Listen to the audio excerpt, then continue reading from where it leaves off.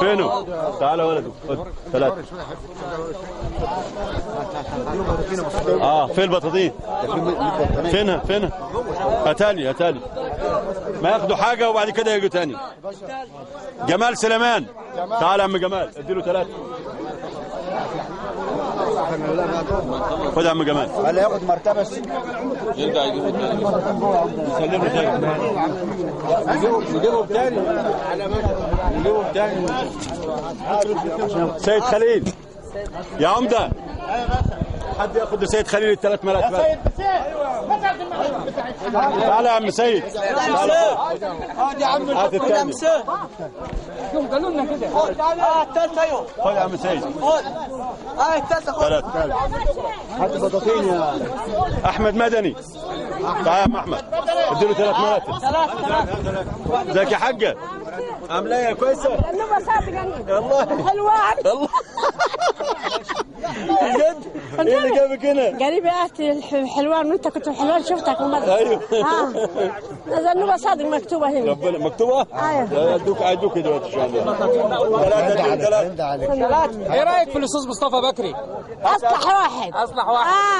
هات وراجل نزيه. في مراتب تاني؟ راجل باشا. خليك هنا كده. في مرتبه تاني؟ عند عليك. طب هات بطانيه. ربنا يخليه يقول ربنا يخليه يدي العمر. ربنا يخليهم.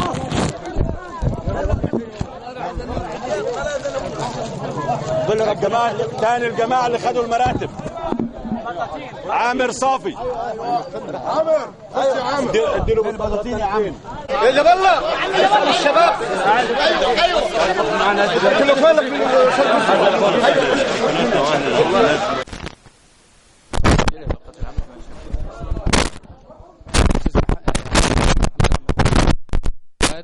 مدير العلاقات العامه بجمعيه الشيخ الحصري. اهلا وسهلا بك في محافظه قنا في قريه الترمسه. عاوزين نعرف من حضرتك اهم المساهمات لجمعيه الحصري. بسم الله الرحمن الرحيم. احنا فخورين على قطعه غاليه على ارض مصر. جمعيه الحصري مش بتستنى ان الشخص محتاج ان هو يوصل ليها في اكتوبر، لا، طموحاتنا دايما ان احنا نوصل لمحتاج ايا كان مكانه على ارض مصر.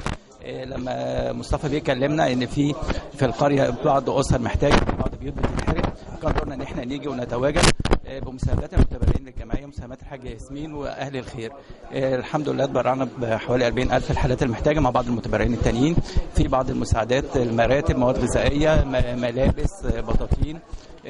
دي كلها كحاجه مبدئيه احنا بنقدمها.